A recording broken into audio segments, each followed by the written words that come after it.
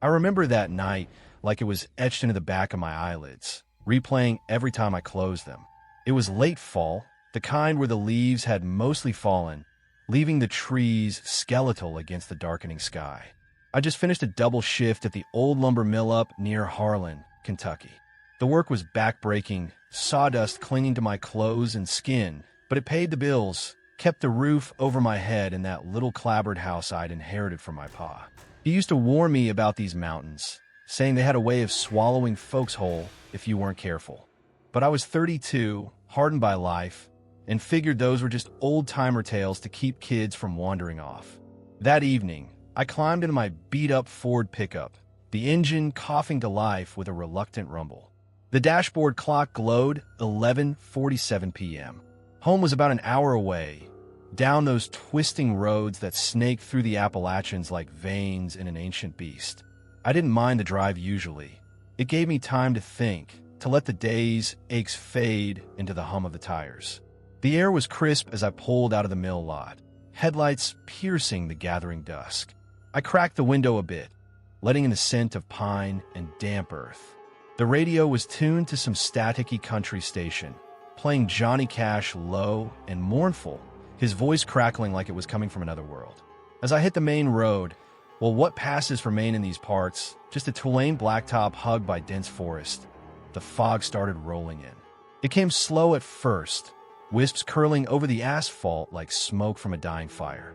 By the time I was 10 miles out, it was thick, a living blanket that swallowed everything beyond 20 feet. My high beams bounced back at me, turning the world into a hazy glow. I slowed down, gripping the wheel tighter, the truck's suspension creaking over potholes. These roads weren't made for speed. One wrong turn, and you'd be tumbling down a ravine, lost to the underbrush. I'd heard the stories, of course. Everyone in these hills has. Whispers around the bar after shift, or from the old folks at the general store. Tales of people who'd gone missing years back, miners, loggers, even whole families during the hard times, and never come out the same.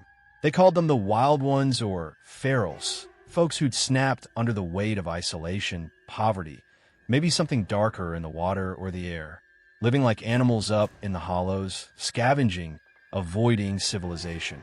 Pa used to say it was the mountains themselves that did it, twisting a man's mind until he forgot how to be human. I'd laugh it off, call it superstition. Deer accidents or bear sightings blown out of proportion. That's what I told myself. But driving alone that night, with the fog pressing in, those stories started niggling at the back of my mind. What if there was truth to them? What if something was watching from the trees? The incline started about halfway home, the road climbing toward Pine Ridge. My truck sputtered a little, the engine straining against the grade. I downshifted, the transmission grinding in protest. That's when I first noticed it, the eyes. Just a glint at the edge of the tree lean, low to the ground, reflecting my headlights like cat's eyes on a dark porch. I blinked, figuring it for a deer or maybe a coyote. They were common enough out here. But the eyes didn't move, didn't bound away like an animal would. They just stared, unblinking, steady as a predator sizing up prey. I kept driving, but my skin prickled, that old instinct kicking in. The radio hissed louder then, static swallowing Johnny's drawl, popping and crackling like bones breaking. I fiddled with the dial, but it didn't help. The signal was gone, lost in the mountain's shadow. More eyes appeared as I crested the hill. 2 pairs now, then 3, dotting the underbrush on both sides of the road. They shifted slightly, tracking my progress, but stayed hidden in the fog-shrouded trees. My heart picked up a notch, thumping against my ribs. Just wildlife. I muttered to myself, voice sounding small in the cab. But deep down, I knew it wasn't right. Deer eyes were higher off the ground, and they scattered at the sound of an engine. These were patient, watchful. I pressed the gas a little harder, the truck lurching forward. The road twisted sharply ahead, a hairpin turn I knew well, but in the fog, it felt treacherous, like the mountain was trying to shake me off.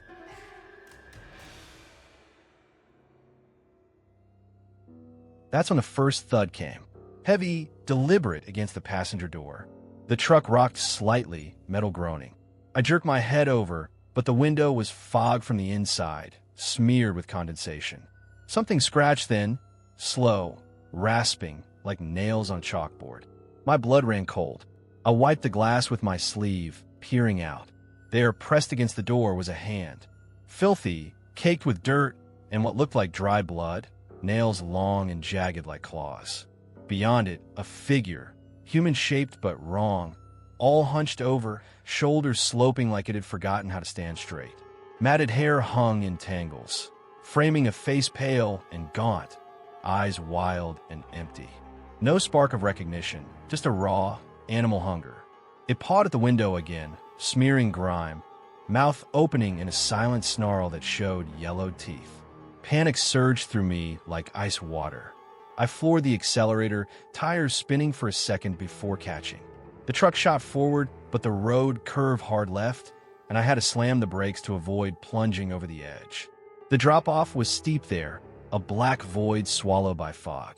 As I corrected, another shape leaped from the shadows, right onto the hood. The impact shook the whole vehicle, dents popping under the weight.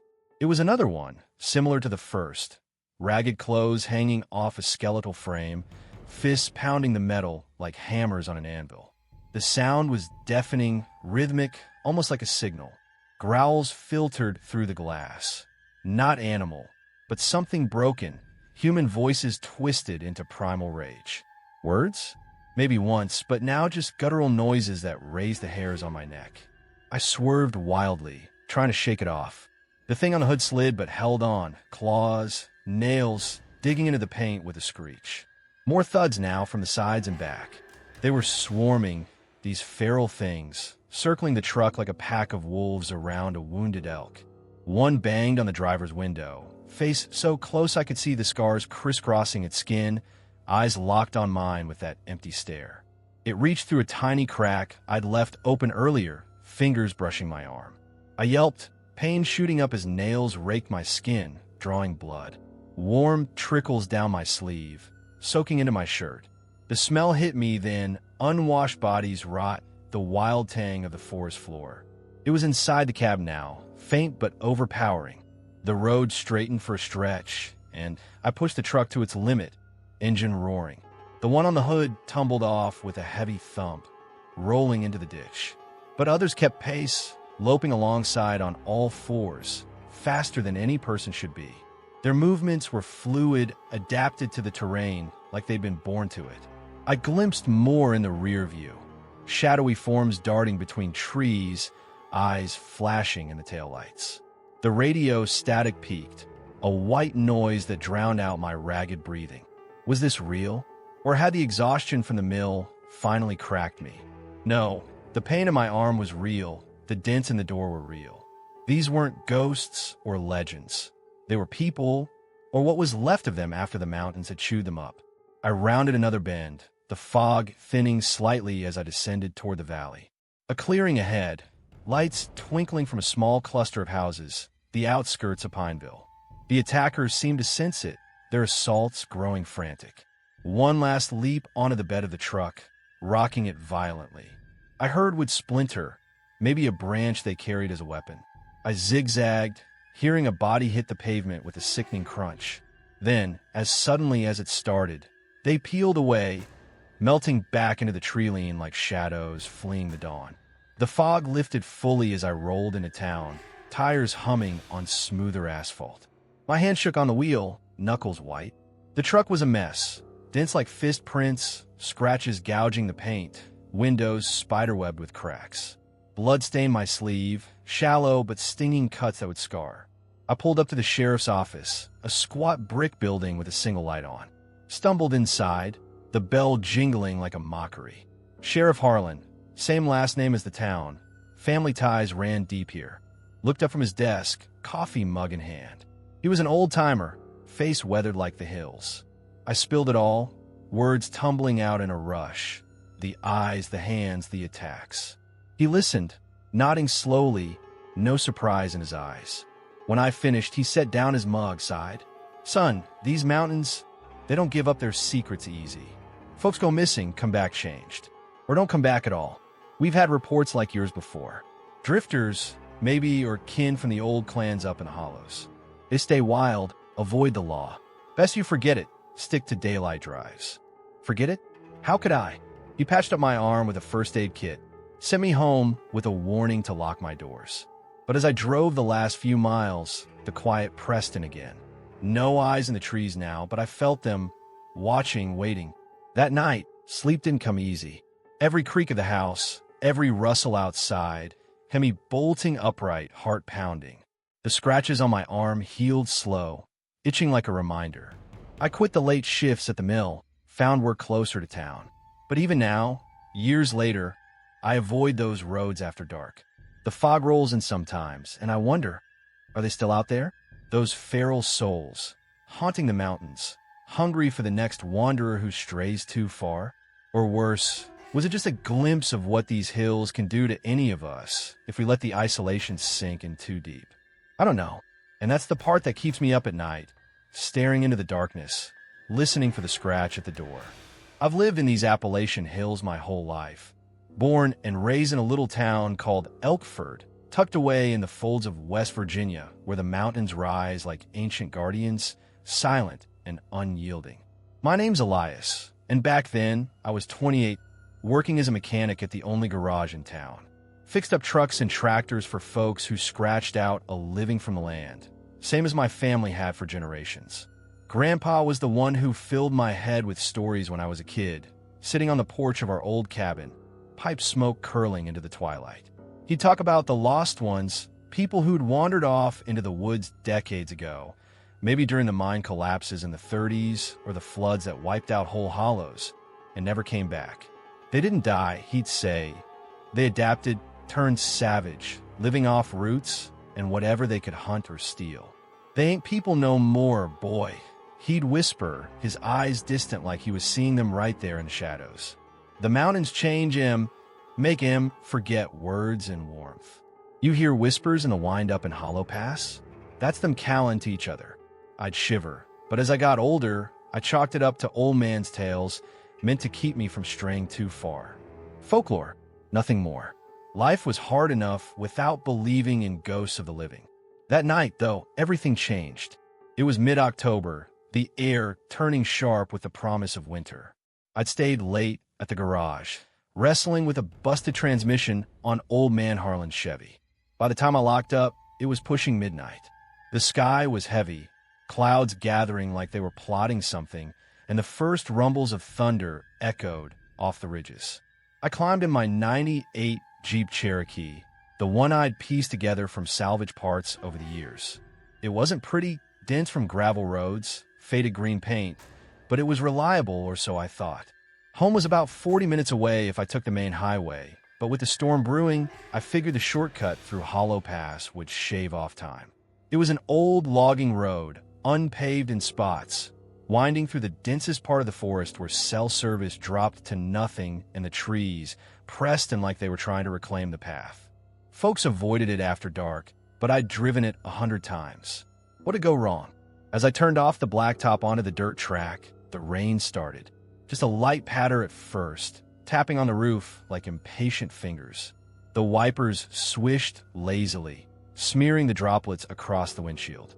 The headlights cut narrow beams through the gloom, illuminating twisted branches overhanging the road like skeletal arms. The Jeep bounced over ruts, mud splashing up the sides. I cracked the window a hair to let in some fresh air, but it carried that earthy scent of wet soil and decaying leaves, thick and cloying. Grandpa's stories flickered in my mind, unbidden. The lost ones, their whispers. I shook it off, turned up the radio to drown out the silence. Some static-laced AM station playing bluegrass. The banjo picking fast and frantic, almost mocking the slow creep of the storm. The pass deepened, the road narrowing as it climbed into the hollow. Walls of rock and tree rose on either side, funneling the wind into eerie moans that whistled through the gaps. Rain picked up, turning the dirt to slick mud, and I had to ease off the gas to keep from sliding. No other cars out here. Why would there be? This was the back way, forgotten except by locals like me. I glanced at the dashboard clock, 12:15 a.m. Thunder growled closer now, lightning flickering distant. lighting up the canopy in stark white flashes. In one of those bursts, I thought I saw something, a shadow flitting across the road ahead, gone before I could focus. Probably a deer, I told myself. They were thick in these woods, bounding out without warning. But my grip tightened on the wheel anyway, a prickle of unease settling in my gut. That happened again. Headlights caught a glimpse of movement, sharper this time. A figure darting from one side of the road to the other, upright, but too quick, too low-slung for a normal person. My foot hovered over the brake. A hiker? Out here in this weather? Maybe someone's car broke down further up. I slowed the Jeep to a crawl, tires squelching in the muck. Rolled down the window a bit more, rain spattering my arm as I leaned out. "Hey, you need help." My voice echoed off the trees, swallowed by the downpour. No answer, just the steady drum of rain and the distant thunder. I strained to listen, but there was something else, a rustle in the bushes, faint like feet shifting on wet leaves. Then the smell hit me. It wafted in through the open window, overpowering the fresh rain scent. Rotting leaves? Yes, but mixed with something musky, unwashed like sweat and filth left to fester. It made my stomach turn, that primal odor of neglect and wildness. I'd smelled dead animals on the roadside before, but this was different, alive, human but wrong. Before I could process it, a rock whizzed out from the bushes, slamming into the side mirror with a crack. Glass shattered, shards tinkling onto the road. I jerked back, heart slamming in my chest. What the hell? Another rock followed, thumping against the door panel. Then more, pelting the Jeep from both sides like hail from hell. One glanced off the roof, denting the metal with a hollow boom. Panic flared, kids? Vandals?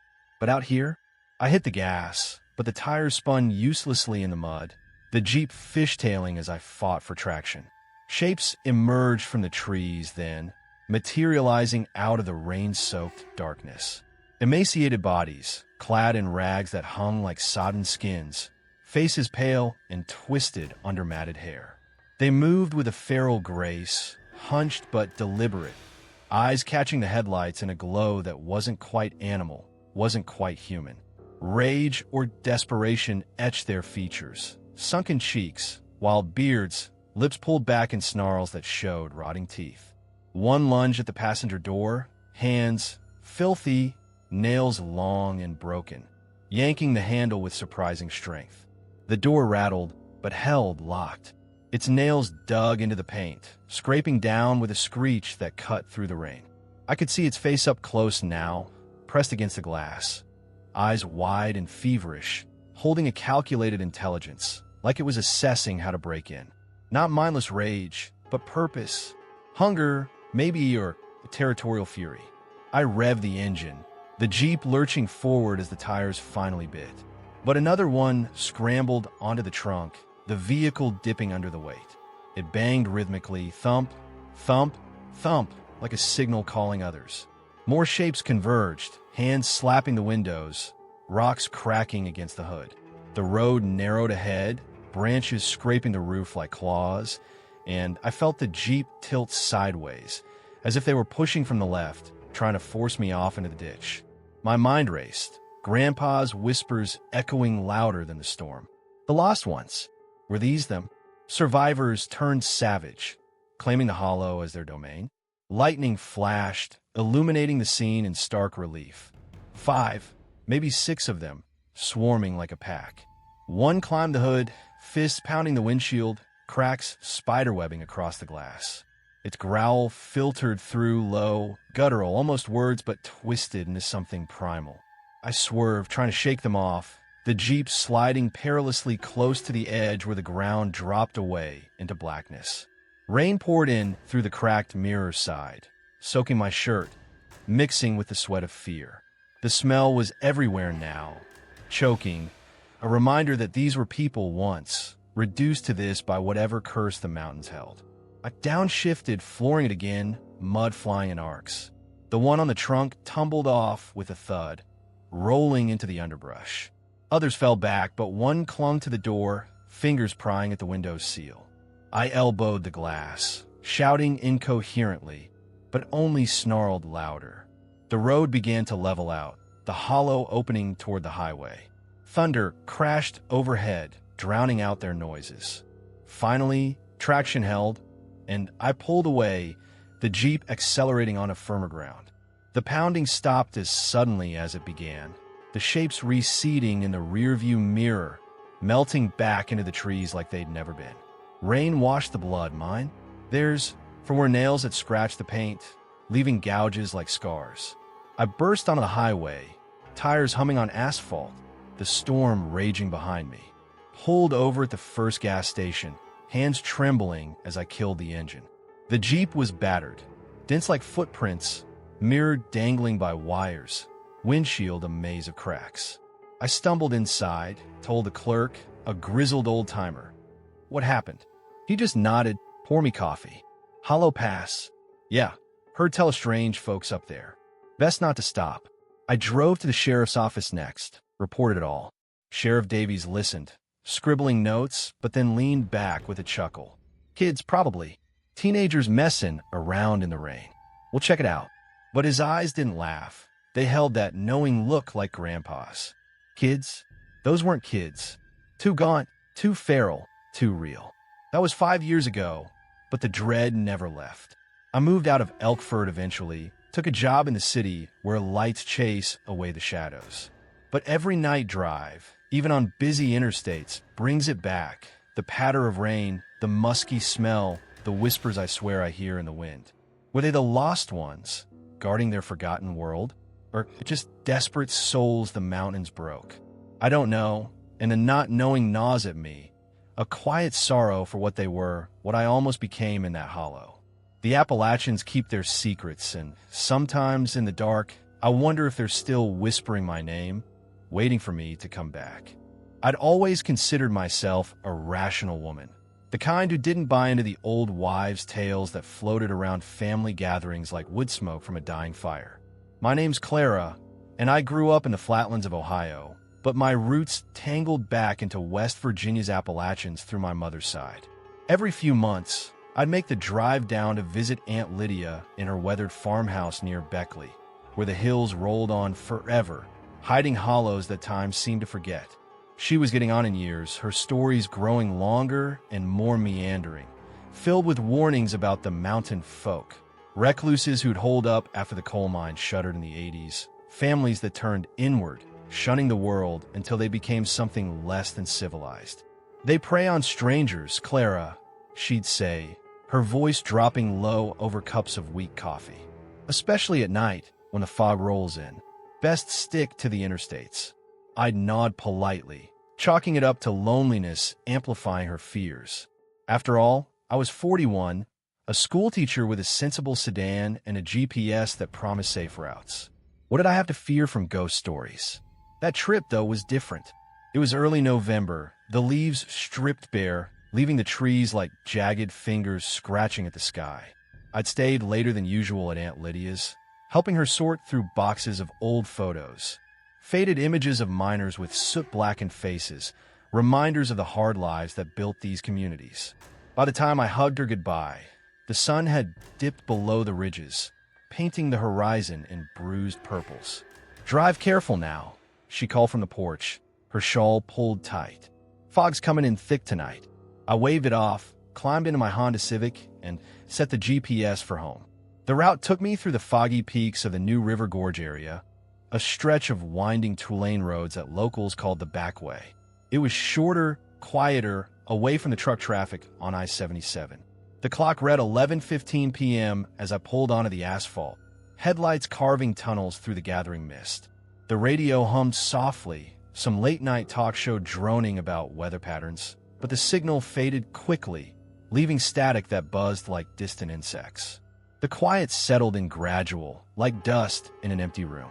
At first, it was peaceful, the kind of solitude that let your mind wander. I thought about the photos we'd looked at, those stern faces staring back from another era, men who descended into the earth's belly and sometimes never came up. The road climbed steadily, the Civic's engine whining on the inclines. Fog thickened, swirling in eddies caught by my high beams, turning the world into a soft, opaque veil. Trees loomed closer on either side, their branches arching overhead like a natural tunnel. No other cars passed. It was just me, the hum of tires on damp pavement, and the occasional flicker of eyeshine from a deer at the roadside. But as the minutes ticked by, the quiet turned oppressive, heavy, like the air before a storm. My shoulders tensed without reason, and I found myself glancing at the rearview mirror more often, seeing only the red glow of taillights fading into nothing. Aunt Lydia's warnings echoed faintly. Mountain folk, gone feral, preying on passers-by. Silly, I told myself. Just stories to scare outsiders like me. The first sign something was off came around midnight, as the road peaked near an overlook I'd passed before in daylight.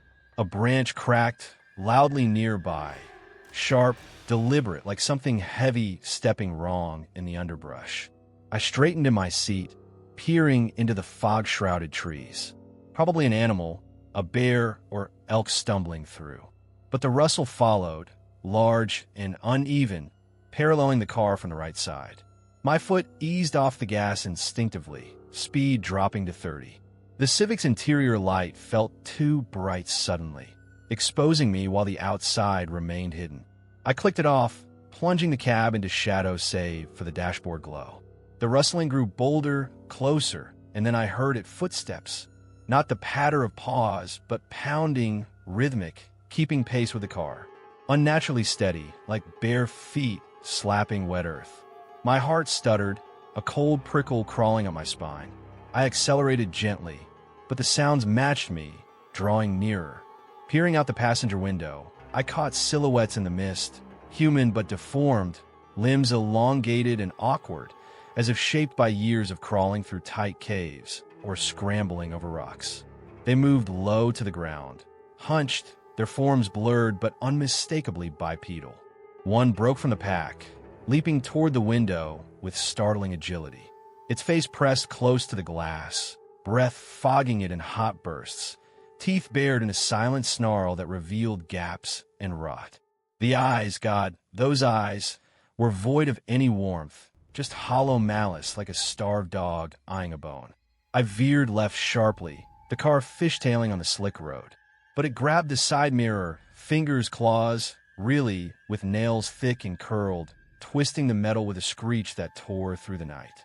The mirror dangled, wires sparking briefly before going dark.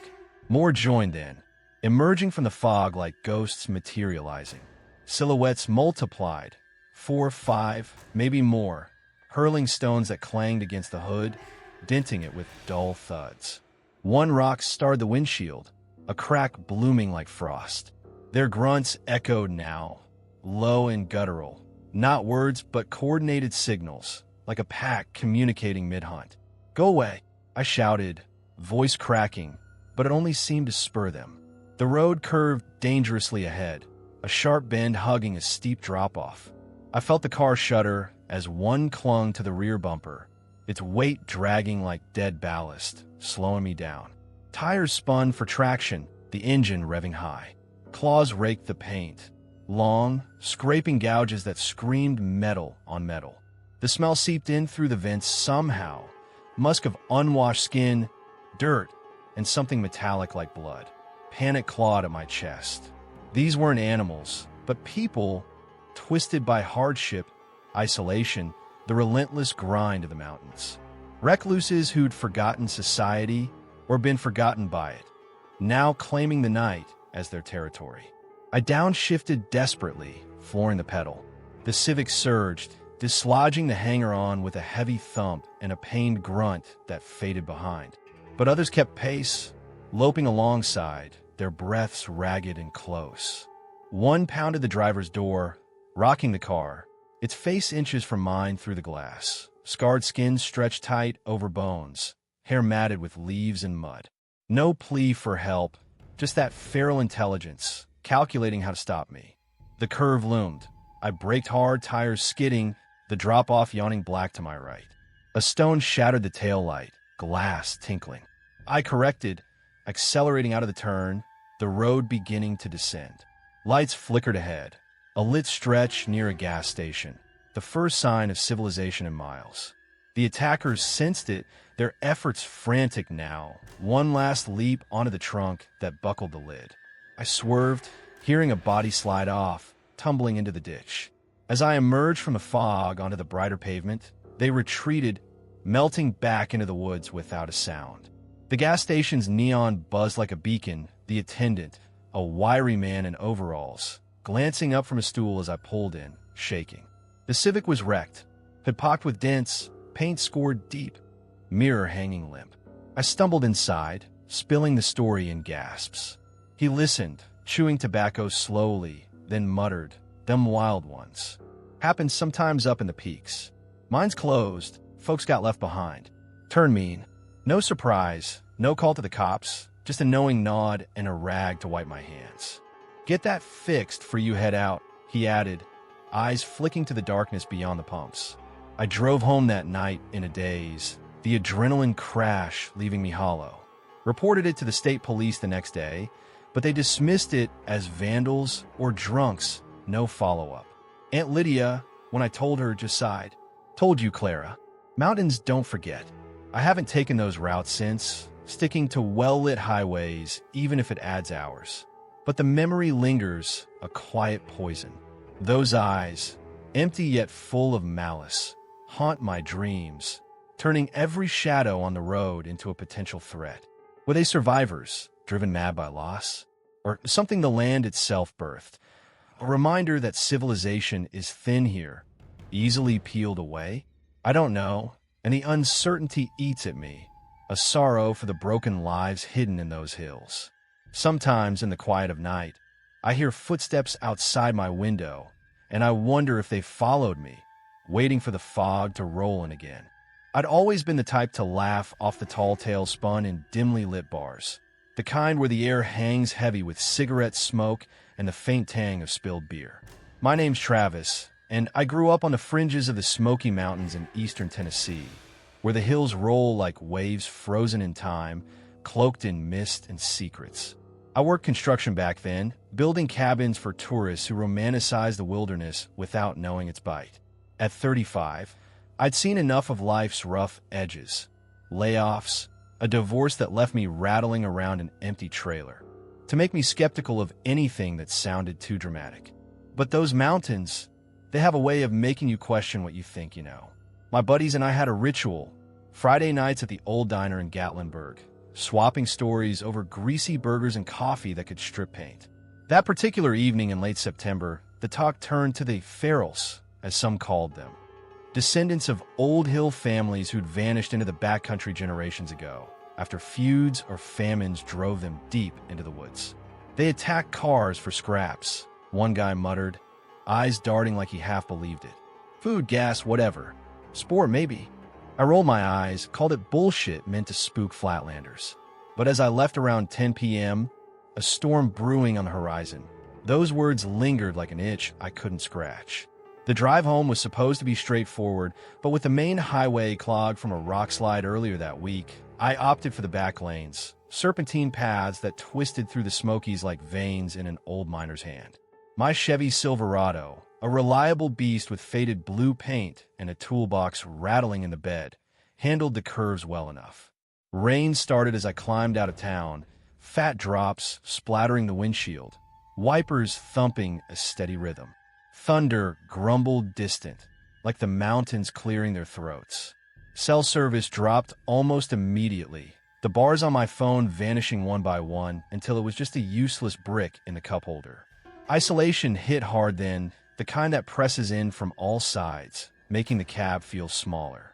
Headlights pierced the downpour, illuminating sheets of water and the occasional flash of guardrail. Trees loomed on either side, their branches swaying in the wind, leaves whipping like frantic signals. I turned on the radio for company, but static drowned out the stations, popping and hissing like whispers just out of reach. Grandpa used to say the storms here weren't just weather. They stirred things up, brought out what hid in the hollows. I dismissed him as senile, but alone in that truck, with the rain hammering down, doubt crept in slow, like fog seeping through cracks. The road narrowed as I pushed deeper into the parklands, pavement giving way to gravel in spots, mud churning under the tires. Lightning forked across the sky, briefly lighting the ridges in stark white, shadows dancing like they were alive. I gripped the wheel tighter, knuckles paling, the wipers struggling to keep up. No other vehicles out here. Who would be? This was the forgotten way, used by locals who knew better than to linger. Rumors from the bar flickered again. Feral survivors, wild-eyed and ragged, ambushing vehicles for whatever they could scavenge. Descendants of those who'd fled civilization during the Depression, or earlier, during the Cherokee removals that scarred these lands. Living off berries and rabbits, they said, but turning on people when hunger bit deep. Skeptical as I was, the isolation amplified everything. The patter of rain turning ominous.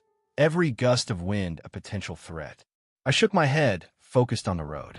Home was another 30 miles, a warm bed, and a beer waiting. Just keep going. That's when I saw it. A fallen log blocking the path, thick as my thigh, sprawled across the lane like it had been placed there. Not snapped by wind. Too neat, ends jagged but deliberate. Rain pooled around it, turning the ground to slurry.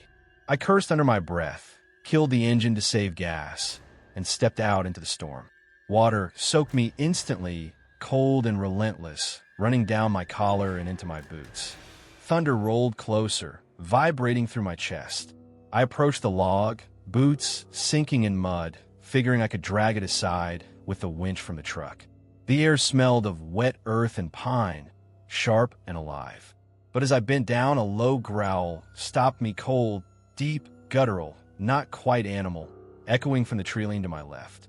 My skin prickled, hair standing on end. I straightened slow, peering into the darkness.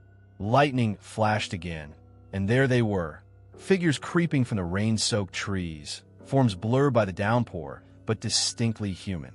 Crouched low, moving with a predator's caution, they clutched improvised weapons, sticks sharpened like spears, rocks clutched in fists.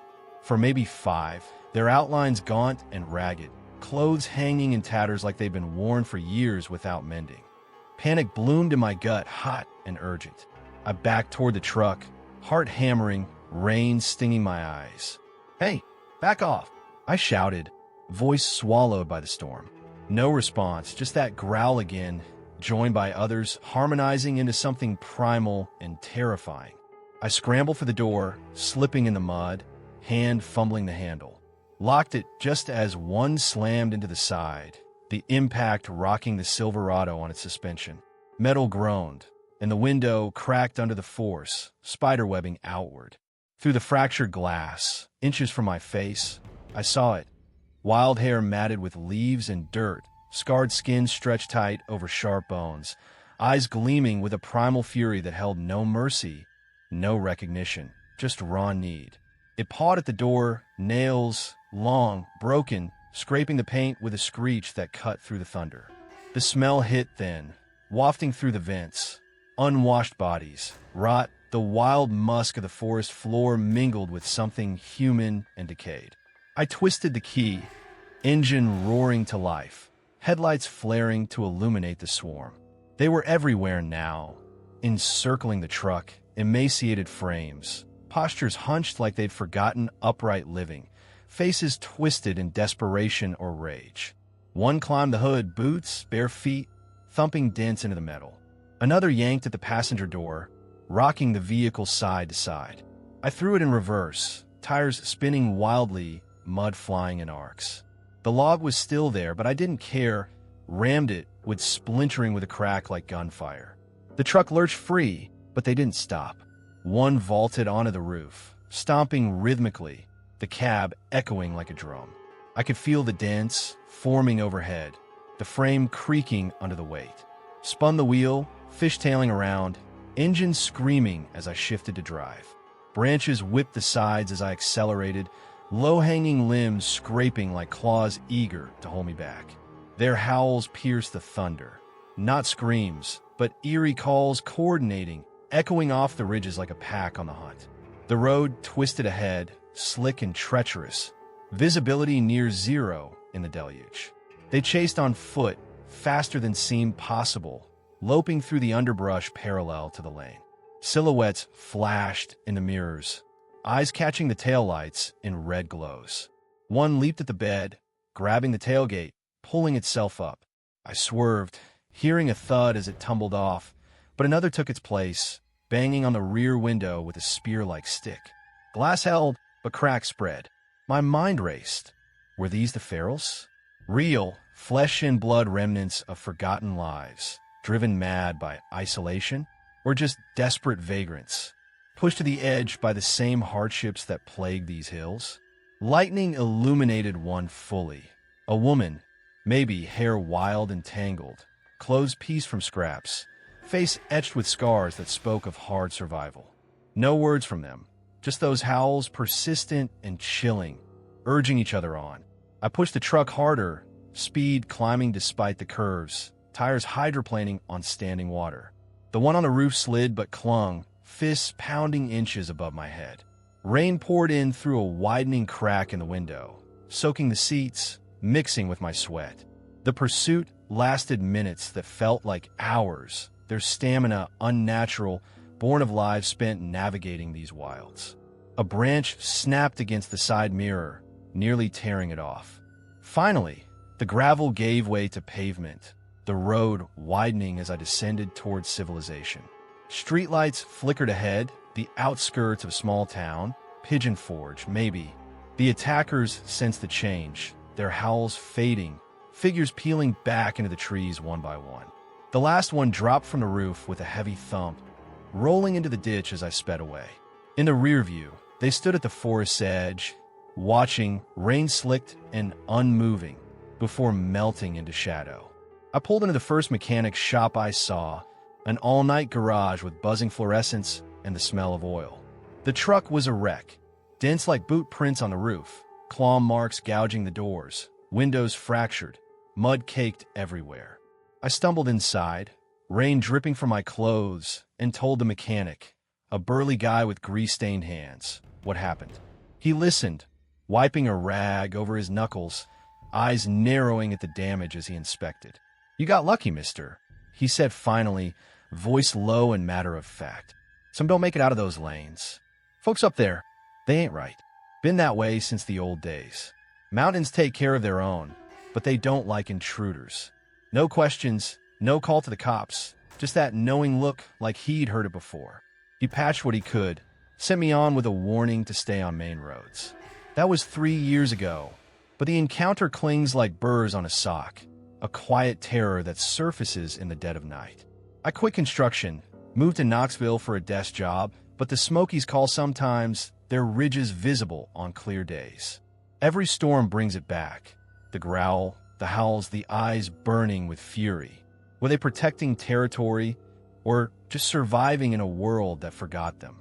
I don't know, and the confusion twists deeper with time, a sorrow for lives warped by these ancient hills.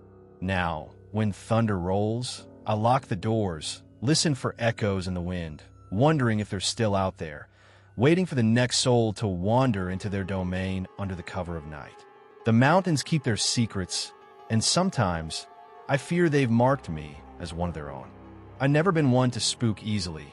Growing up in the suburbs of Louisville, where the scariest thing was rush hour traffic or a bad thunderstorm knocking out power for a few hours. My name's Jordan, and at 29, I was chasing a bit of solitude after a messy breakup. Nothing dramatic, just the slow fade of two people realizing they didn't fit anymore. A friend recommended a cabin rental deep in Kentucky's Appalachian backcountry, near Daniel Boone National Forest, promising peace, hiking trails, and no-cell service to tempt me into scrolling X's social media. I booked it on a whim, packed my SUV with enough supplies for a week, and hit the road one crisp October evening. The leaves were turning, carpeting the highways in reds and golds, but as I veered off the interstate onto narrower state routes, the beauty shifted to something more isolating. Trees crowded in, their branches skeletal against the fading light, and the air through the cracked window carried that sharp autumn bite. Damp earth, decaying foliage, a hint of wood smoke from distant chimneys. I cranked the heater, popped in an old podcast about local folklore to pass the time. It was the kind of stuff that amused me. Tales of moonshiners, lost hikers, and whispers of feral people lurking in the hills. Online forums I'd skimmed while planning the trip were full of them. Anonymous posts about folks gone wild from poverty, addiction, or just the crushing weight of mountain life, surviving like animals in forgotten hollows they attack at night. One user claimed, stealing from campsites or worse. I chuckled, dismissed it as urban legends amplified by the internet. After all, I was just driving to a cozy cabin with a hot tub and Wi-Fi hotspots. What could go wrong? The sun dipped fully as I navigated the twisting backroads, headlights sweeping over potholed asphalt that hadn't seen fresh pavement in years. The GPS on my phone glitched around 9 p.m., signal dropping, the blue dot frozen on a map that no longer updated. Recalculating. It chirped uselessly before going silent. I pulled over briefly, engine idling, to check the paper map I'd printed as backup. The cabin was another 20 miles or so, down roads with names like Hollow Creek Lane and Bear Branch Road. Poetic, but unhelpful in the dark. No bars on the phone, of course. These mountains swallowed technology like they did everything else. I felt a twinge of unease then, subtle at first, like the first chill of fever. The podcast had moved on to a story about a driver encountering wild men near Red River Gorge, their eyes glowing in headlights, hands clawing at car doors. I switched it off, opting for silence, broken only by the crunch of leaves under tires as I pressed on. The air grew cooler, fog wisps curling up from the ditches, and the forest pressed closer, a wall of black on either side. No houses now, no lights, just me, the SUV, and the endless ribbon of road unspooling into nothing. I told myself it was peaceful, the isolation I'd craved, but my hands gripped the wheel a little tighter, knuckles paling in the dashboard glow. Time blurred in the monotony, the clock ticking past 10 p.m. The leaves crunched louder under the tires, a steady rhythm that almost lulled me. But then, ahead in the beam of my highlights, a shape shuffled into view, slow, deliberate, blocking the center of the road. At first, I thought it was a deer, common enough out here, frozen in the glare. But as I eased off the gas, drawing closer, details sharpened, upright, human-sized, but ragged, like something dragged from the underbrush. It looked like a man, broad-shouldered but hunched, posture all wrong, shoulders sloping forward, head low as if sniffing the air. Matted beard tangled down his chest, hair wild and unkempt, clothes a patchwork of filth-stiffened rags. He didn't move as I approached, just stood there, swaying slightly, eyes catching the light in a dull gleam. My stomach nodded. A homeless guy? Lost hiker? I honked once, sharp and insistent, expecting him to jolt and scramble aside. But he didn't flinch, just turned his head slowly, that gleam sharpening into a stare that held no surprise, no fear. Just emptiness. Hunger, maybe. I honked again, longer this time, but instead of retreating, others emerged from the ditches on both sides, shadowy forms materializing from the fog like they'd been waiting all along. There were 4 at first, then more, 6, 7, slipping from the treeline with synchronized movements, like hunters cornering prey. Gaunt faces, emaciated bodies under tattered layers, limbs moving with a loping grace that spoke of lives spent navigating rough terrain. Their eyes glowed in the headlights, reflective, feral, locking onto the SUV with calculated intent. Not random wanderers. This felt coordinated, territorial. The online stories flooded back unbidden. People turned wild by isolation, poverty grinding them down until humanity frayed. I could see it now. The scars on exposed skin, nails long and dirt-caked, beards and hair matted with burrs and leaves. One approached the driver's side, slow but purposeful, hand outstretched. It pawed at the door, fingers leaving smears on the glass, grimy trails that obscured my view. Up close, the smell seeped through the vents. Unwashed sweat, rot, the wild tang of forest decay. My heart slammed against my ribs, breath coming shallow. "Get back!" I yelled, voice muffled inside the cab, but only pressed closer, face inches from the window, breath fogging the pain in ragged bursts. Eyes met mine, void of any spark, just primal need. Panic rose like bile. I revved the engine in warning, The SUV growling loud, but they didn't scatter. Instead, they swarmed closer, fists pounding the hood with dull thuds that buckled the metal slightly. The vehicle rocked under the assault, doors rattling as more hands slapped and scratched. One climbed the bumper, perching like a gargoyle, hammering the windshield with a rock clutched in its fist. Cracks bloomed across the glass, spiderwebbing outward. Their grunts filtered in low, guttural, not words but signals, coordinating like a pack. No screams, no pleas, just that eerie efficiency, as if this was routine, a hunt they'd perfected over years in the shadows. The one at my door yanked the handle, the lock holding but straining. Nails raked down the paint with a screech that set my teeth on edge. I shifted into drive, foot slamming the gas, but the tires spun briefly on the leaf-strewn road before catching. The SUV lurched forward, barreling toward the figure still blocking the path. It didn't move fast enough. A sickening thump as the bumper clipped it, body rolling off to the side with a pained grunt that echoed human but broken. In the rearview mirror, they gave chase, silhouettes loping after me with eerie stamina, faster than ragged humans should be. The road climbed steeply ahead, twisting up a ridge, engine straining against the grade.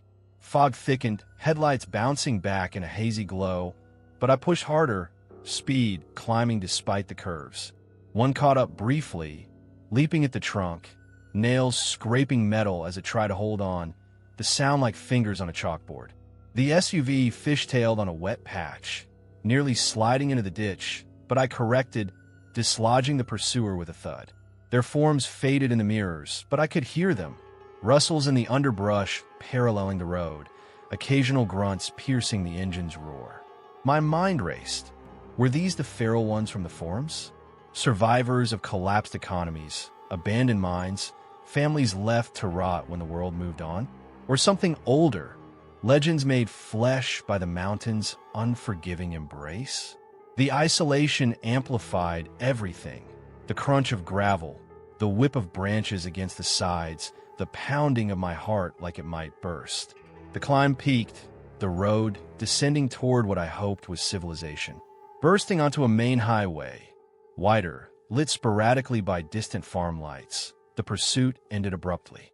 No more shadows in the mirrors, no rustles. Just the hum of tires on smoother asphalt, rain starting to patter as if the sky wept in relief. My hand shook on the wheel, breaths coming in gasps. The SUV was marked, dented like it had been pummeled, paint gouged deep, windshield a maze of cracks that blurred the view. I drove on autopilot for miles, heart racing long after the danger passed, until I reached the cabin turnoff. The rental owner, an older woman named May with a face lined like the ridges outside, met me at the door with a lantern. She eyed the damage without a word at first, then invited me in for coffee. Over steaming mugs, I spilled the story, words tumbling out. She listened, nodding slowly, no shock in her eyes. "Happens more in you'd think," she confided, voice low like sharing a secret. "Folks up here get left behind. Mines close, towns dry up. Some turn wild, garden their patches of woods. Advise against night drives, but people don't listen." She patched the windshield with tape, sent me to bed with a warning to bolt the doors. That was 2 years ago, but the quiet dread follows me like a shadow I can't shake. I left the cabin early, drove home in daylight, but the mountain's secrets linger. Back in Louisville, amid the noise of city life, I avoid backroads, stick to interstates even for short trips. Every autumn, when leaves crunch underfoot, it comes back. The glitch of the GPS, the glowing eyes, the thump under the tires. Were they protecting something, or just lashing out at intruders in their forsaken world? Poverty and isolation can break anyone, turn neighbors into strangers, humans into something feral. I don't know, and the confusion breeds sorrow. For them, for the hills that cradle such despair. Sometimes in the dead of night, I swear I hear nails scraping at the window, eyes watching from the dark. The Appalachians hold their guards viciously, and once you've glimpsed them, a simple drive becomes a nightmare you can't outrun.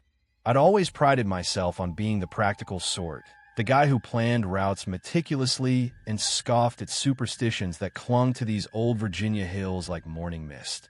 My name's Marcus, and back then, I was 37, a sales rep for a pharmaceutical company, crisscrossing the mid-Atlantic states in my reliable Subaru Outback. The job kept me on the road more than at home, but I didn't mind. The solitude suited me, gave me time to listen to podcasts and unwind from the fluorescent-lit offices and endless meetings. That particular trip in mid-May, I'd wrapped up a conference in Roanoke earlier than expected, around 6 p.m., and decided to push through to my next stop in Charlottesville rather than crash in a motel. Traffic on I-81 was a nightmare, backed up for miles from construction, so I opted for the scenic detour through the Blue Ridge Mountains. The Blue Ridge Parkway after dusk? Sure, why not? It was shorter on paper, and I'd driven parts of it in daylight, admiring the views of rolling ridges blanketed in green. But night changes everything out there. The darkness envelopes like a shroud, turning familiar landscapes into something alien and unforgiving. I figured I'd beat the rush, grab a late dinner on the other side. What I didn't count on was how the mountains seemed to breathe at night, alive with whispers I couldn't quite place. As I turned off the interstate onto the parkway, the sun had already slipped below the horizon, leaving a faint purple glow that faded quickly. Headlights sliced through the gathering dark, illuminating twists of asphalt hugged by dense forest. Trees towered on either side, their leaves rustling in a light breeze that carried the scent of pine and damp soil. No streetlights here, just the occasional pull-off overlook, empty and shadowed. My phone's GPS showed spotty service, but the route was straightforward. Follow the parkway north for about 50 miles, then drop down into the valley. To pass the time, I queued up a podcast on local legends, something I'd downloaded on a whim, tales of Appalachian folklore narrated in a gravelly voice that fit the setting. The host droned on about moonshiners and ghost towns, but then shifted to stories of feral clans, outcasts who'd gone off-grid after the economic crashes of the 70s and 80s. Families shunned by society, or maybe escaped from it, living in hidden camps, ambushing travelers for supplies, or just out of spite. They moved silent as shadows, the narrator intoned, eyes wild from years without human contact. I chuckled to myself, shaking my head. Sounded like campfire fodder, the kind of yarn locals spun to keep tourists on the main roads. Still, as the podcast played, the isolation crept in, the absence of other cars, the way the trees seemed to lean closer, branches scraping the sky like fingers. I cracked the window for fresh air, but it only amplified the quiet. Crickets chirping in rhythm, distant owls hooting low and mournful. The starless sky pressed down, clouds gathering thick and ominous, blotting out any moonlight. I'd been driving about 20 minutes when the unease started to build, subtle at first, like the podcast words lingering a bit too long in my mind. No big deal, I told myself, just the dark playing tricks. But the road felt narrower, the curves sharper, forcing me to slow to 30. Fog began to roll in from the valleys below, wisps curling across the pavement like smoke from unseen fires. My high beams caught them, turning the world hazy and disorienting. I fiddled with the radio to switch off the podcast. Enough of that nonsense, but static hissed back, no signal this high up. The Subaru hummed steadily, tires whispering over the asphalt, but every now and then a leaf or twig crunched under them, sharp and unexpected. I glanced at the dashboard clock. 8:45 p.m. Home felt a world away, and for the first time, I regretted not taking the crowded interstate. The mountains have a way of making you feel small, insignificant, like you're intruding on something ancient and private. Grandpa, who'd grown up in these parts before moving north, used to say the Blue Ridge didn't suffer fools lightly. Respect the quiet, he'd warn, but I'd always dismissed it as old man ramblings. Then came the jolt, a sharp pop under the right front tire, the car lurching as if it had hit a pothole. The steering wheel vibrated, and I felt the telltale drag of a flat. Damn it, I muttered. Easing onto the shoulder, a narrow gravel strip bordered by a steep drop-off on one side and thick woods on the other. No guardrail here, just a void swallowing the fog. I killed the engine, headlights staying on to light the way, and stepped out into the chill. The air was heavier now, laced with that earthy dampness that precedes rain. Kneeling by the tire, I saw the culprit, a jagged shard of metal, maybe from an old fence or debris, embedded deep in the tread. Flat as a pancake. I popped the trunk for the spare and jack, tools clanking in the silence. That's when the rustling started. Faint at first, like wind through leaves, but closer, deliberate. Footsteps? I froze, flashlight app on my phone, sweeping the tree lane. Nothing but shadows dancing in the beam. Probably a deer or raccoon, I reasoned, but my pulse quickened anyway. The podcast's words echoed unbidden. Feral clans, ambushing travelers. I shook it off, focused on loosening the lug nuts, the wrench cold in my hands. The rustling grew louder, branching out, multiple sources now, encircling from the woods. I straightened, heart thumping, straining to listen over the crickets. Branches snapped under weight, not light animal steps, but heavier, purposeful. Shadows detached from the trees then, materializing in the headlights' glow. Human figures, but feral in demeanor, clad in tattered clothes that hung like rags from gaunt frames. Wild gazes fixed on me, hair matted and unkempt, faces smeared with dirt and scars from hard living. 3 at first, then more, 5, 6, emerging silent as ghosts. No words, no shouts, just that determined advance, eyes reflecting the light in dull gleams. My stomach dropped. These weren't hikers or locals. Their postures were wrong, hunched, predatory, like they'd adapted to crawling through underbrush.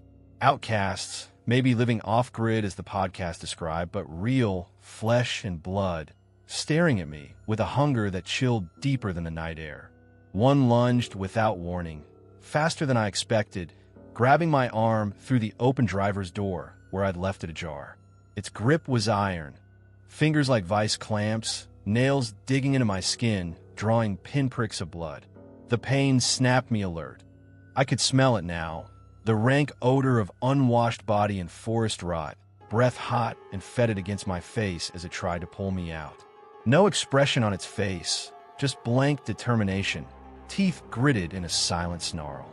I kicked hard, boot connecting with its knee, a grunt escaping its lips, the first sound low and animal. It loosened just enough for me to yank free, slamming the door shut, lock clicking as more hands slapped the windows. I fumbled the keys, engine roaring to life amid their onslaught. Rocks pelted the hood, thumping like hail, one cracking the side mirror. Branches, thick ones wielded like clubs, battered the roof, dents popping under the force. The car rocked, glass vibrating, their faces pressed close. Pale skin stretched over bones, eyes void of any plea or rage, just that unrelenting focus. I threw the Subaru into drive, but with the flat tire, it hobbled forward, rim grinding on asphalt, sparks flying in orange arcs. The vehicle lurched as 2 clung to the sides, one on the passenger door, another scrambling onto the hood. Faces inches from the glass, breathing raggedly, fogging the panes in rhythmic bursts. Their silence was the worst. No screams, no curses, just those determined grunts, like a pack working in unison.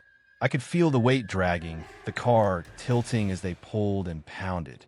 Blood trickled down my arm from the scratches, warm and sticky, soaking my sleeve. Panic clawed at my throat. Were these the hill people Grandpa mentioned in passing?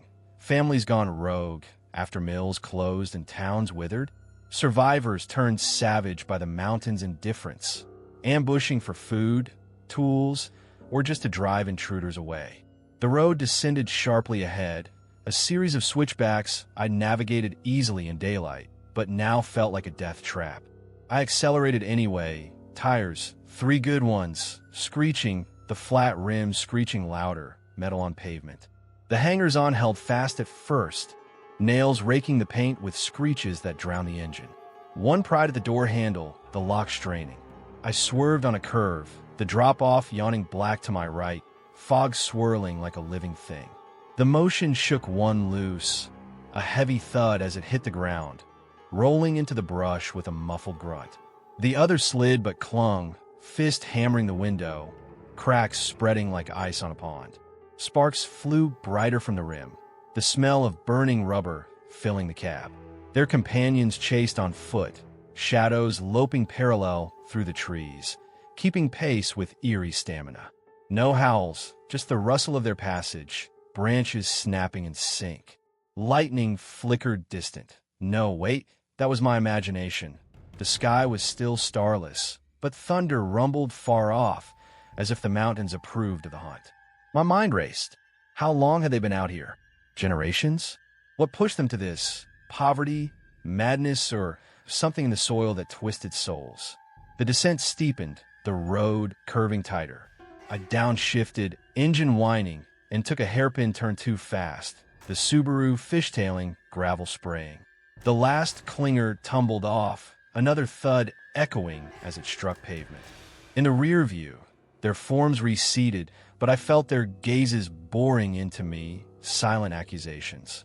The fog thinned as I dropped into the valley, the parkway giving way to a two-lane highway dotted with lights. A gas station, houses, signs of life. I pulled over at the first intersection, hands trembling on the wheel, engine ticking as it cooled. The Subaru was battered, dents like handprints on the hood and roof, paint gouged deep, windows spiderwebbed, tires shredded to the rim. Blood stained my arm, shallow cuts that stung like fire. I flagged down a state trooper patrolling the area, his cruiser pulling up with flashing blues that cut the night.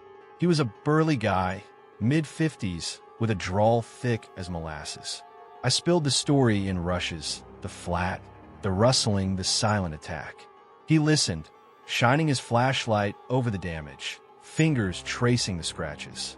"Them hill people," he said finally, shaking his head. "Don't take kindly to intruders up there. We've had reports, folks gone missing, cars found abandoned. Hard to track him. They know the woods better than us." No urgency in his voice, just resigned acceptance, like it was part of the landscape. He took my statement, advised a tow truck, but his eyes held that knowing glint. "Don't go back, don't ask questions." I spent the night in a motel, arm bandaged, staring at the ceiling as rain finally pattered outside. That was 4 years ago, but the incident etched a deep unease that never fades. I quit the road job, settled in a city where lights banish the shadows, but every night journey revives that mystery. The rustling, the silent grunts, the iron grip on my arm. Scars linger faint on my skin, a reminder. Were they protecting their hidden world, or had the mountains regressed them to something primal, unrelenting? Humanity's thin veneer, stripped by isolation. I don't know, and the confusion breeds a quiet sorrow. For them, lost in those vast ridges, and for me, forever glancing at the treeline, wondering if the darkness stares back. The blue ridge keeps its secrets, and sometimes under starless skies, I hear the rustle again, waiting. I'd always felt a pull toward the mountains, like they were woven into my blood from generations of folks who'd carved out lives in these North Carolina valleys.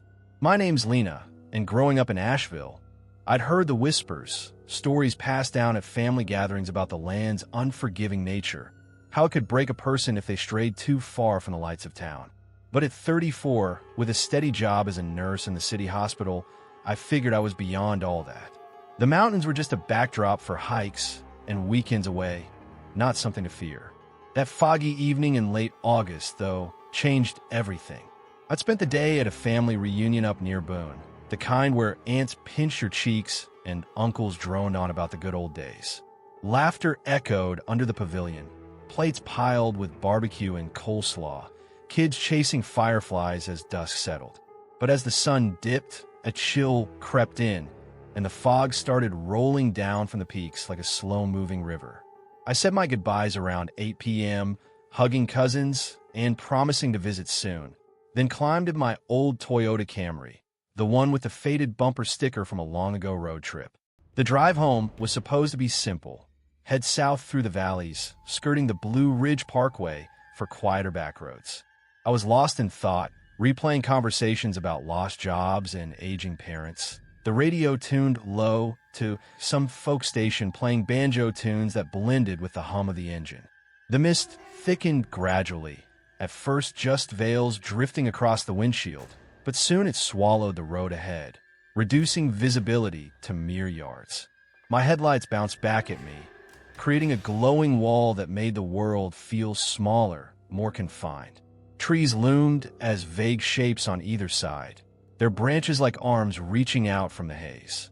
I'd read articles online, curiosity pieces in local papers, about feral encounters in these parts.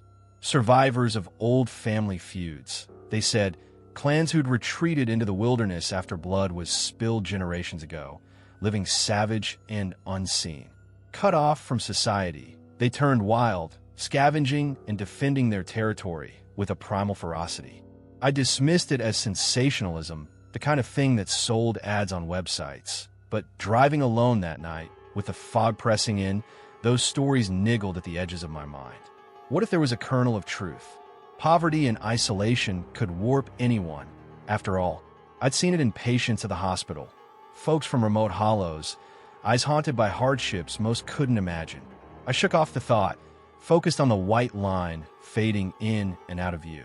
The air through the vents carried a damp chill, smelling of wet leaves and soil, and I cracked the sunroof a sliver for fresh air, regretting it almost immediately as mist beat it on the dashboard.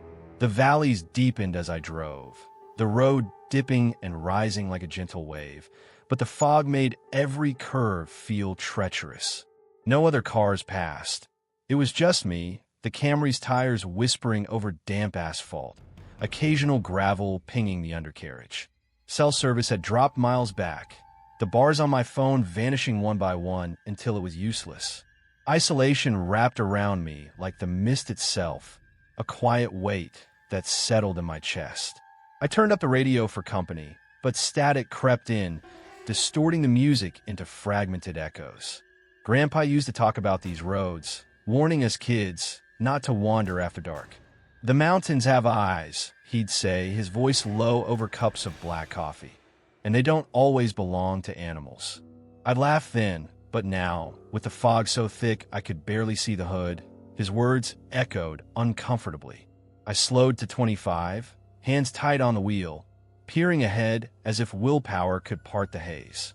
Lightning bugs flickered sporadically in the ditches, tiny lights winking out like false hopes. The clock glowed 9:15 p.m. Home felt farther away than ever. That's when the barricade appeared. A makeshift wall of branches and logs sprawled across the lane, materializing from the fog like it had grown there. Not a natural fall, too deliberate, piled with intent. My foot hit the brake, the Camry skidding slightly on the slick surface before stopping short. Heart picking up, I stared at it, thick limbs tangled with vines, blocking both lanes. A fallen tree from the wind? But the air was still, no storm raging. I hesitated, engine idling, debating whether to get out and clear it. The fog muffled everything, turning the world soft and indistinct. Then, movement, subtle at first, shapes shifting in the haze beyond the headlights. Figures materialized, stepping from the tree lean with deliberate slowness, encircling the car. Gaunt silhouettes, clothed in scraps of fabric that hung like molted skins, their postures animalistic. Hunched low, knees bent as if ready to spring. Yet coordinated like a pack moving as one. 4, then 5, their faces emerging pale and drawn, eyes catching the light in dull gleams. Beards matted with dirt, hair wild and tangled, skin etched with the grime of untold seasons. No words from them, just that silent advance, breaths visible in the chill mist. Panic flickered alive in my gut. I locked the doors, clicks echoing too loud in the cab, and revved the engine as a warning. But one step forward, rock clutched in a fist and smashed it against the windshield with a crack that shattered the quiet. Glass splintered instantly, a starburst blooming right in my line of sight. I yelped, instinct taking over, and accelerated, plowing into the barricade.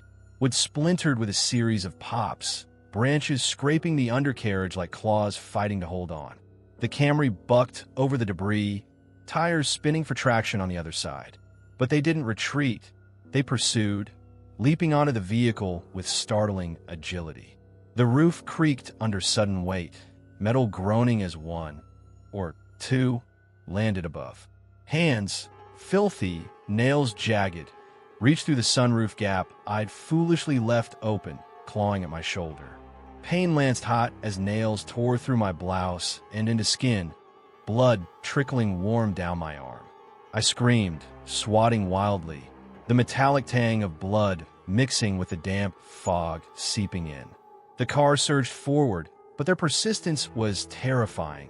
Howls erupting now, a chilling chorus that pierced the valley, echoing off unseen ridges. Not human cries, but primal, guttural calls that raised every hair on my body. I swerved wildly, the road twisting blindly in the mist, trying to dislodge them. The one on the roof slid, but held, stomping dents that thumped like heartbeats overhead. Another clung to the passenger door, face pressed to the glass, breath fogging it in ragged bursts, eyes locked on mine with quiet malice. Not rage, but a calculated hunger, like I was prey that had wandered into their domain. Blood soaked my sleeve, stinging with each movement, but adrenaline dulled it. The fog swirled thicker, headlights illuminating flashes of pursuit, silhouettes loping alongside, faster than seemed possible on rough terrain. Branches whipped the sides as I veered close to the edge, gravel crunching under tires. Their howls harmonized, a haunting melody that seemed to call more from the shadows. My mind reeled. Were these the survivors from those articles? Descendants of feuding families, left to fester in the wilderness, their humanity eroded by years of solitude and scarcity? Or just desperate souls the mountains had claimed, turning them into guardians of the wild? The valley road climbed slightly, then dipped, the fog clinging like a living thing reluctant to let go. I pushed the Camry harder, engine whining in protest, the damaged windshield distorting everything into fractured nightmares. A hand groped through the sunroof again, fingers brushing my hair. I ducked, slamming the gas, and felt the weight shift, a heavy thud as a body tumbled off. But the howls didn't fade. They echoed through the haze, a relentless chorus that followed like ghosts. Pain throbbed in my shoulder, blood dripping onto the seat, sticky and warm. The smell invaded the cab. Unwashed bodies, earth, something feral and ancient. I glimpsed more in the rear view, shapes darting between trees, keeping pace with eerie endurance.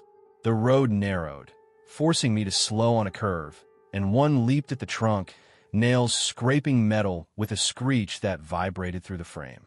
I zigzagged, hearing another fall away, but the pursuit felt endless, the fog trapping me in a perpetual chase. Minutes stretched like hours, my breaths coming in gasps, hands slick on the wheel with sweat and blood. The howls peaked, a symphony of primal despair that chilled deeper than the mist.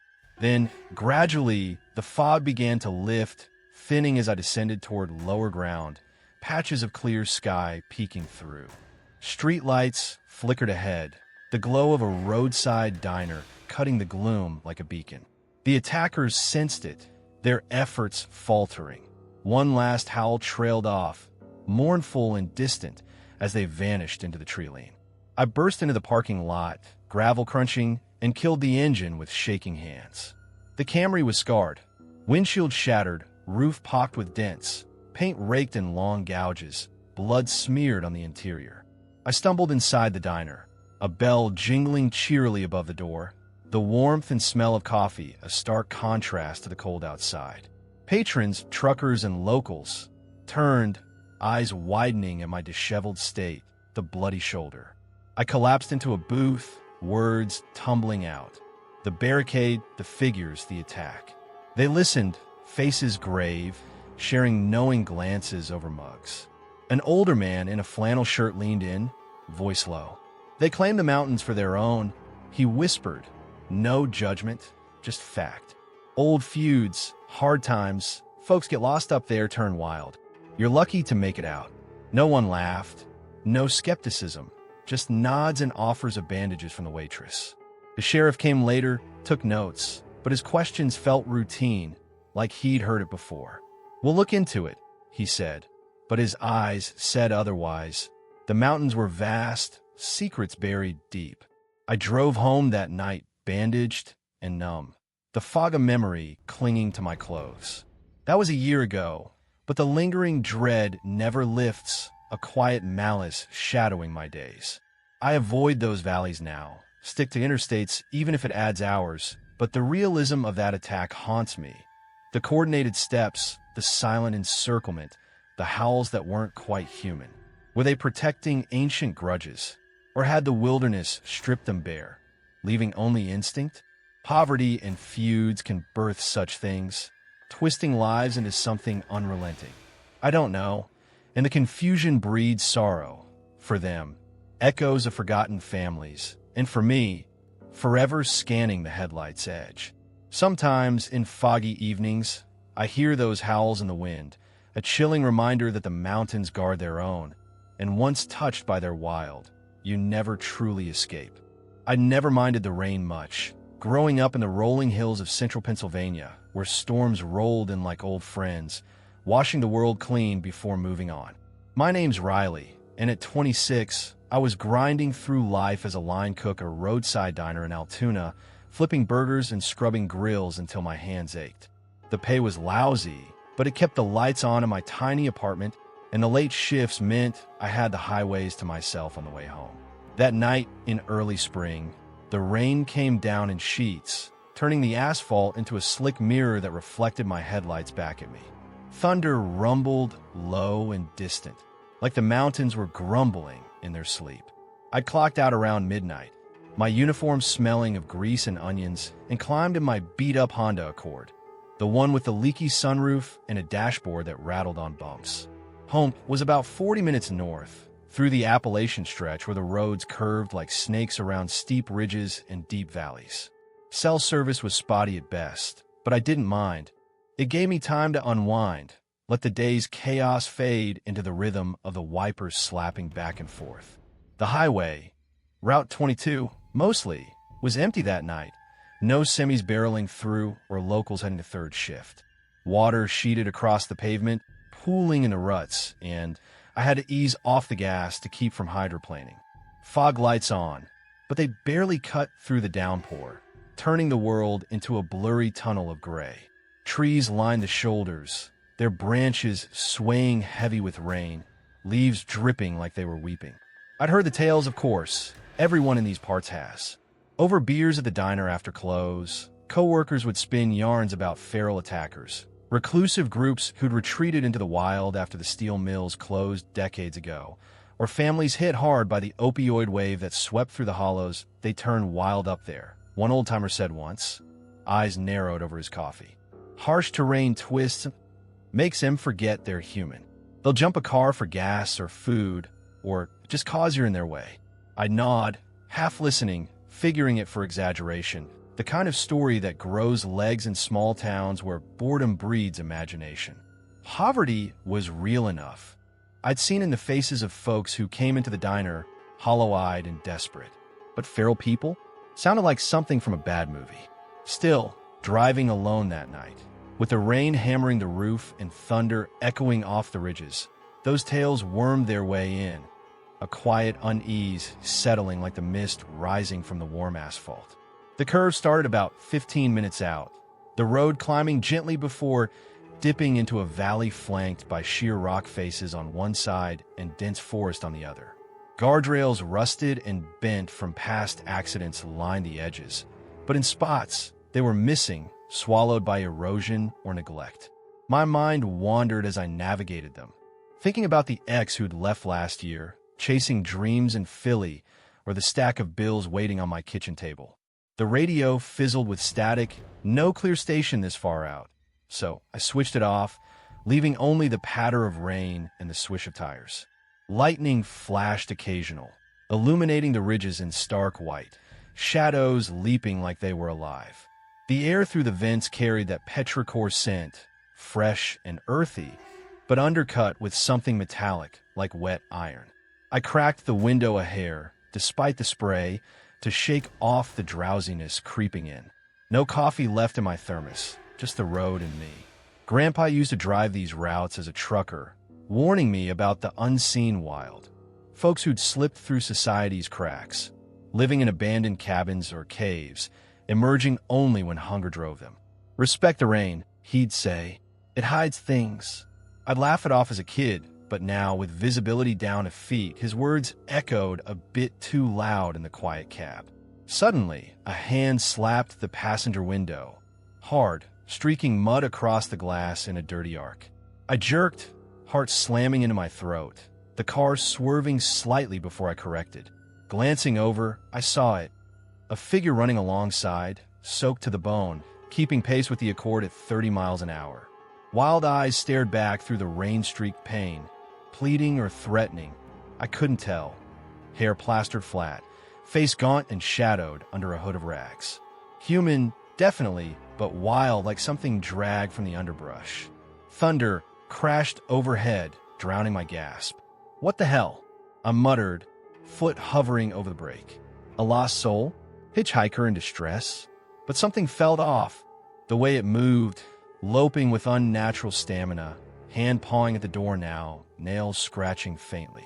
More appeared then, emerging from behind the guardrails like they'd been crouched there waiting. 2, 3, 5 now, blocking the lane ahead, their forms blurred by the downpour, but unmistakably purposeful. Gaunt figures in tattered clothes, postures low and aggressive, eyes reflecting my headlights in dull gleams. I braked hard, tires locking on the wet pavement, the car skidding sideways with a hydroplane whine. One vaulted onto the hood before I could stop fully, boots or bare feet, thumping heavy, fists hammering the windshield. The glass vibrated under the blows, wipers smearing what looked like blood or mud from its hands, streaking red-brown across my view. Panic exploded in my chest, hot, electric.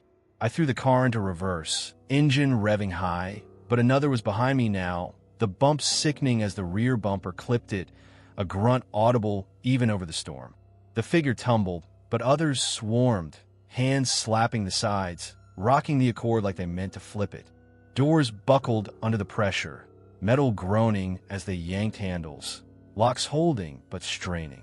Their faces pressed close, human but etched with desperation, skin pale and scarred, mouths open in silent roars amid the thunder. No words, no demands, just that raw, animalistic push, eyes holding a quiet frenzy that spoke of lives ground down by isolation. The smell seeped in, unwashed, earthy like wet dog mixed with decay. Through the cracked window, I'd forgotten to roll up. I fumbled the gear shift, heart pounding so hard it blurred my vision, and found an opening to the right, a narrow shoulder barely wide enough.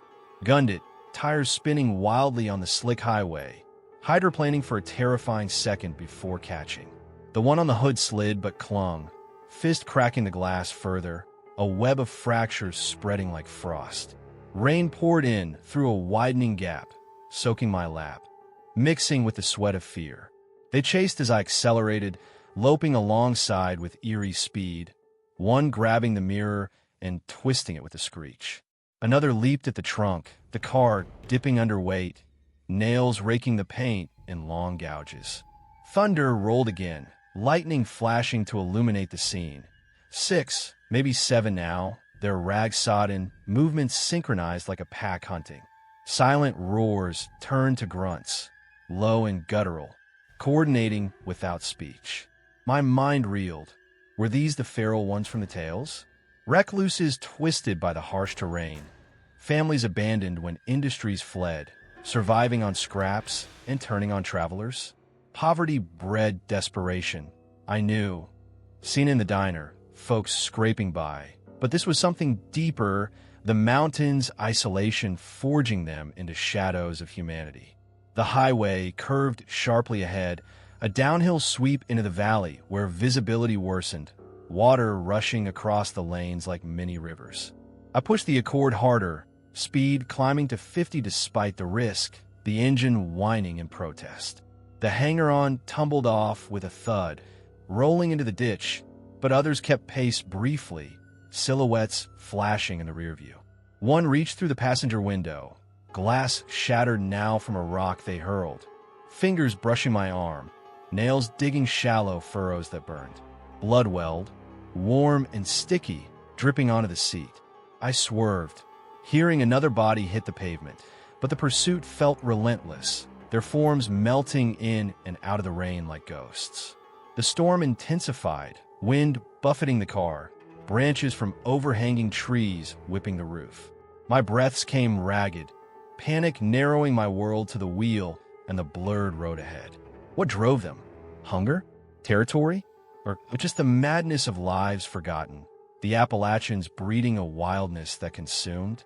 Miles blurred in the chaos, the downhill grade helping me pull away. Glancing back, I saw them standing in the rain, clustered on the highway, watching with those wild eyes, unmoving as I receded. Lightning silhouetted them one last time, then they faded into the storm. I didn't stop until a rest stop loomed, neon signs buzzing through the downpour. Pulled and shaking, killed the engine, and sat there for minutes, rain drumming on the roof, blood staining my shirt. The Accord was wrecked. It dinted like it had been pounded with hammers, windows shattered or cracked, paint scored deep, bumper crumpled from the impact. I stumbled into the building, the fluorescent lights harsh after the dark. The clerk, a middle-aged woman with tired eyes, looked up from her magazine, brow furrowing at my state. I spilled the story in bursts. The hand, the swarm, the escape. She listened, pouring me coffee with steady hands, then nodded at the damage visible through the window. "Happens more than you'd think up here," she said, voice flat with resignation. "Folks get lost in these mountains, jobs gone, families broken. Turn wild, claim the roads as their own. Sheriff's heard it before, but what can they do? Hills are too big. No shock, no call to action. Just that knowing acceptance like it was part of the weather." I patched myself up in the bathroom, scratches shallow but stinging, bruises blooming where I'd banged against the door, and drove home slow, the storm easing into a drizzle. Reported it to the local cops the next day, but they took notes with skeptical eyes, chalking it to transient activity or maybe a prank gone wrong. No follow-up, no search parties. The mountains were vast, swallowing such incidents like they did everything else. I quit the late shifts soon after, found work closer to town, but the encounter's disturbing realism clings to me like damp clothes after rain. Those faces, human yet twisted by desperation, haunt the edges of my sleep, eyes pleading or threatening in dreams where the highway stretches endless. The Appalachians breed isolation that warps people, turning routine drives into a harrowing fight for survival against the unseen wild. Were they once like me, ground down until something snapped? Or guardians of forgotten places, lashing out at intruders? I don't know, and the confusion festers, a quiet sorrow for lives unraveled in those ridges. Now, when rain slicks the roads, I lock the doors, glance at the windows, wondering if hands wait in the dark, ready to streak mud and pull me into the storm. The mountains remember, and sometimes I fear they've marked me too.